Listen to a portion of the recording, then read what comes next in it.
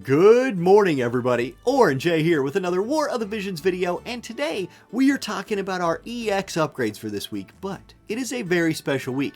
It is the Final Fantasy IV collaboration rerun, which means all of our EX upgrades are our previous Final Fantasy IV units. That we're talking Kain, we're talking Cecil, we're talking Rosa, all of them going from 99 to 120, picking up stat upgrades, picking up new skills. So let's kind of look at them. And I hope through doing this, even if you're a newer player, you can kind of get a feel for what these units are supposed to do, kind of feel out if you want to use them or not. Now, I want to start with Kain here, because I want to say that Kain is going to be the most meta unit of the group, in my opinion. He's not hard to use. He was really strong when he came out. I think he's ascending back into a strong category with his EX job. Let's check out his stats real quick. His HP is going from 2481 to 3578. That's nice. He's not a particularly easy unit to kill. His attack goes from 336 to 458, a very significant upgrade. And he's a piercing unit, which is already sort of hard to mitigate anyway. He's running 4 defense and no spirit. That's not changing. 4 more agility for our guy, going from 57 to 61. That helps bring him in to the modern state of the game a little bit. You really don't want your main carry or one of your main carries in your group with base 57 agility. That's too slow, I think, so 61 is better. Then he's getting more dex and luck, and a cool thing about all 3 of these units is their base move jump is 3-4. That's really nice. And they're all cost 80. So decent for limited, cost team comps. And they'll be able to navigate trickier maps. Move 3, jump 4 is actually really underrated in the game. One thing I also want to say about Kain before we look at his EX upgraded skills is his TMR. I get a lot of use out of this. Move 1 and haste on a TMR is really useful for PvE, especially when you're trying to rack up points in a trials or burn down a raid where the boss starts far away. It's also good for PvP, especially on your units maybe that are running the bow tie, Hiroki's bow tie that gives some hate. That nerfs your move by 1. This counteracts that move nerf and gives you haste. I use this TMR a lot, so that I wanted to shout that out. Now, skills. What's getting upgraded? Okay, if you've never played Kain before, he's a high damage unit that's kind of tricky to kill. That is getting boosted here. Pride of the Dragon Knight Captain, it's not called that in Global, but it's called that on the JP site, is getting an upgrade. This previously was a better version of the soldier job, self-sacrifice, where you get 60% attack for a reduction in all of your resists. This is a 60% in attack with just a 5 reduction to your defense. Okay, cool.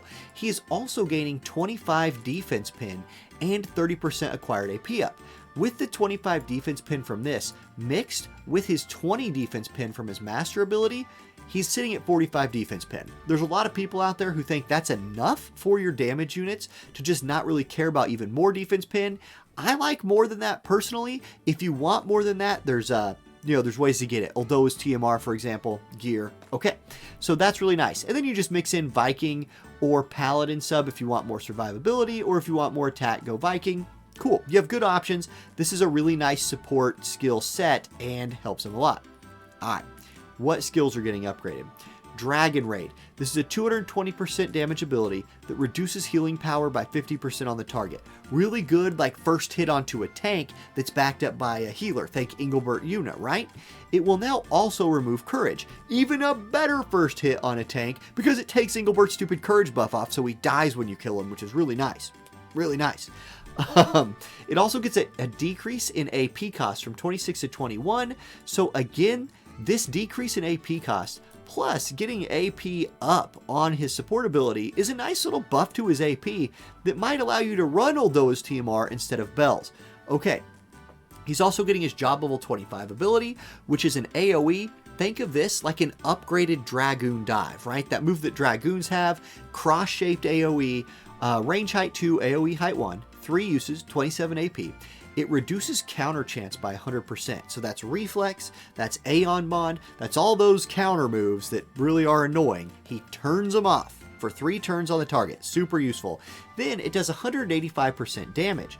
Now, it's an AoE attack, so let me give you a little rundown here. The AI will use this attack if the target is standing next to another target, because hitting 2 targets with a 185 modifier is more damage than hitting 1 target with a 220% modifier. That's how the AI thinks about this stuff. It goes for maximum damage on a unit like Kain. there's a caveat here. Ceiling Dive, his new skill, gets a 60% bonus to this damage number, making it 245% if the target is affected by Slow, Confuse, Regen, or Healing Power Down. Kain can apply these status effects, right? Like he has Confusion with his Brain Piercer, which is a super awesome, annoying ability that he uses. It's a big old weird, wonky AoE. Anyway, it sucks to get hit by that. So that he can confuse you with that. He can knock your healing power down with that. He can apply Slow with his Limit Break right here. So he has ways of turning Ceiling Dive into his hardest hitting move as like a 1-2 combo to burn down an Engelbert or something like that. Okay. Basically, here's how you play Kain. You run him Paladin sub, that way he puts courage on himself, so that's great. Then, you can either have him use a TMR buff, or he has Leave It to Me, which is a really strong steroid, and then you just pick which attacks you want on, he goes and he kills people. That's Kain. Really easy unit to use, and it helps him be more useful in the meta, because he's plug and play. He's just not hard, so I like that a lot about him. Okay, next up is Cecil. Cecil is probably the most controversial unit of these three. Some people like Cecil, like me. I like Cecil. Most of us aren't crazy though. We're not going to tell you Cecil's like great. However, he's free, or he was free. He was the handout unit the first time. I didn't see anything saying they were handing him out again. I'm assuming they are. I'm assuming that everybody's going to get him if you don't have him. Okay, here's my pitch on Cecil. He's a great light chaining unit. We're also, if you're new, getting Lucio for free right now. You can level him up to those Warriors of the Crystal story. Cecil plus Lucio is a great foundation for a PvE light chaining team, right? So if you have those two, you can plug in some other light slashers, Starlight Elena, Engelbert. There's a ton of light slashing units in the game. Elsorel.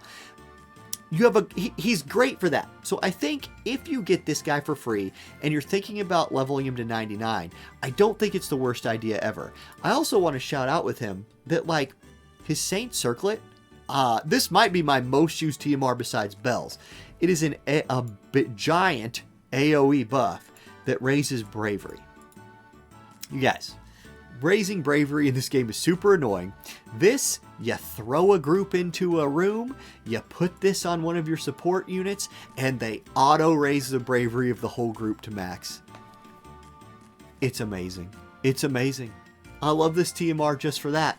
It's worth it. It's worth taking Cecil to 99 just for his TMR, in my opinion. Okay. If you're like me and you're taking this dude to 120, because I'm hard committing to that right now, I'm going to force this guy to work because I like him. His HP goes up by a lot, 2812 to 4298.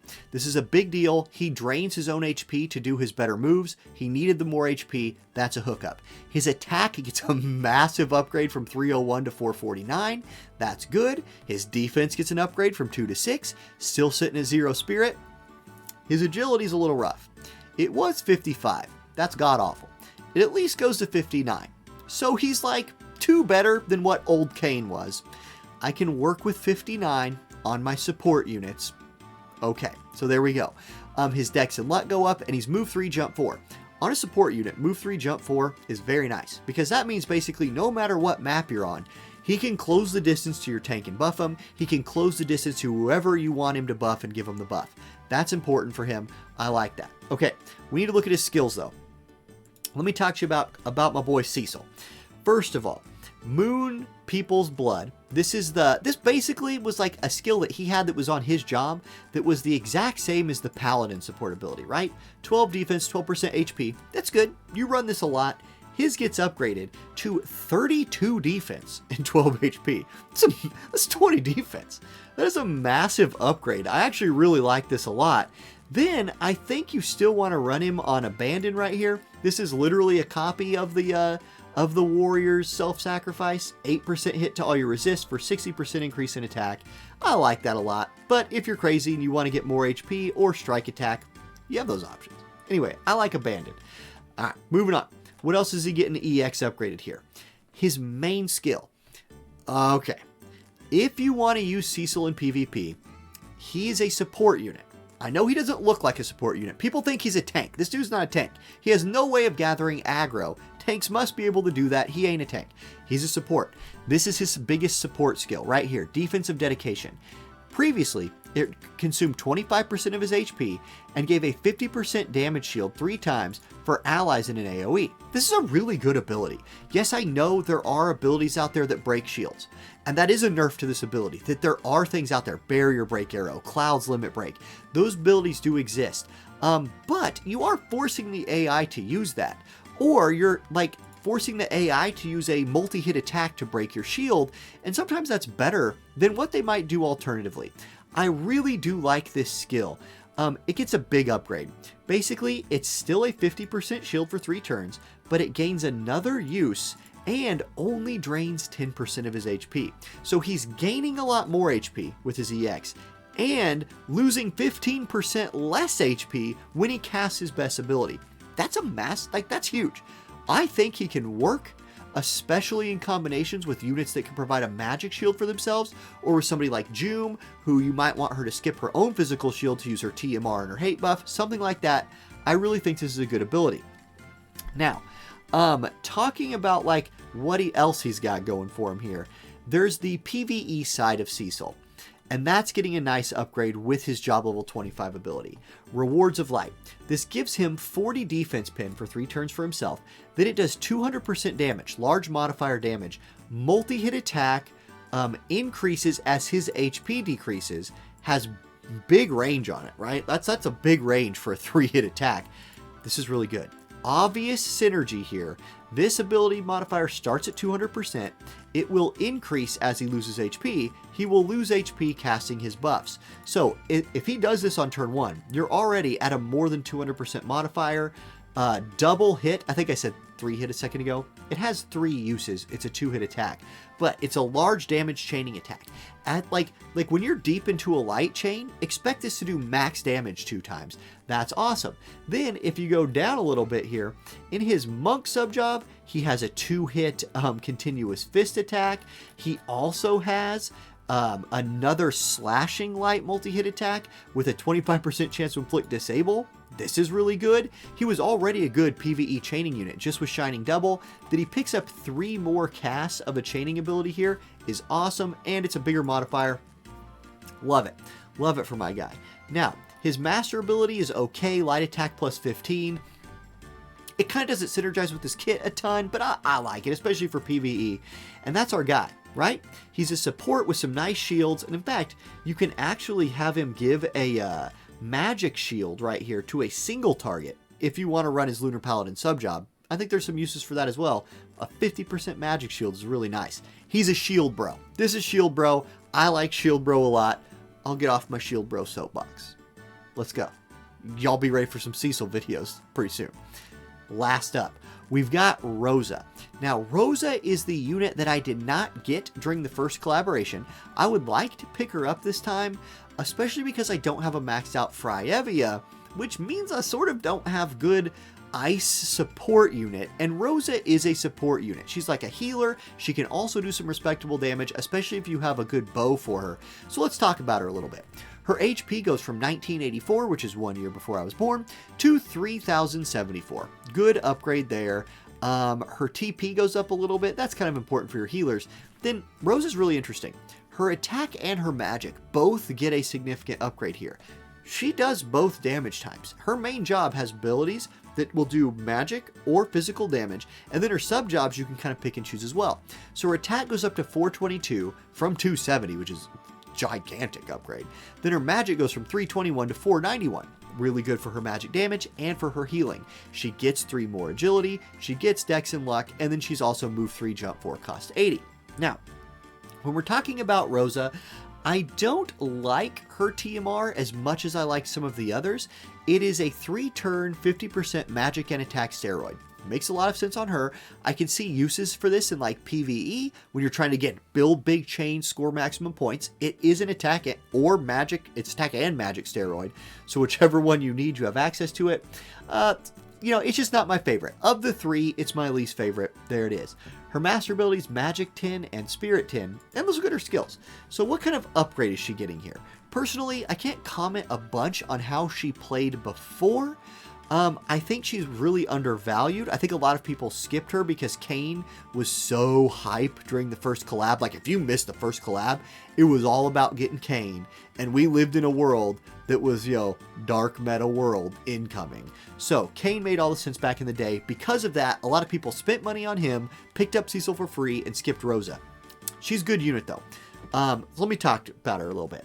What is getting upgraded on her? So first of all, her heal in her main job, Inori. This is a 210% modifier heal, 6 uses, only 14 TP, but very short range. This was something that like held her back as a healer was her range. It is getting a nice upgrade here. Blessing Inori.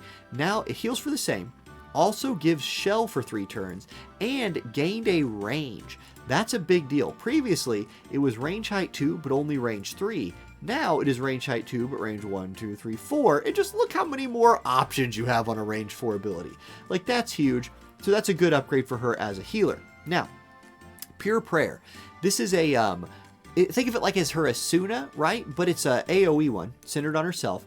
It now also increases spirit by 25 for 3 turns for allies, and increases healing power on them by 30. Interesting. There's a couple things here. Because it now increases spirit for 3 turns, this might be something you want to keep on, and it might give her a nice like buff option early in a fight without having to go into a sub job to find that. A 25 spirit buff into a lot of teams is really, really powerful, especially in the game right now. Man, I like this ability. I think it's a little bit tricky to use, but I really like it. Okay, now if we look at the rest of her kit a little bit here, you can see she's got Holy, right? Oh, I'm sorry, hold on. Frozen Arrow gets upgraded. I was like, wait, why does she have 3 upgrades? Wait, Frozen Arrow's upgraded by support ability. That's why. Anyway, you can see her mix of damage here. She has Holy in her main job. Holy is obviously a really good ability. It scales with magic. Then she has these ice-based physical attacks. So she can hit with physical, she can hit with magic. That's pretty neat. And her Frozen Arrow is actually a pretty good move with a decrease in ice resistance on it. Really good for mono ice teams. Her job level 25 ability, Erase, this is full life. Right? Like, it's just full life. It's not called full life, but it's called full, but it is full life. She has 1 use of it, costs 51 TP. This rounds her out as a healer, in my opinion. She has good heals, especially because she has her White Mage sub job here. Great. Now she has full life. I think she needed that. I think she needed something more as a support. She picks it up right here.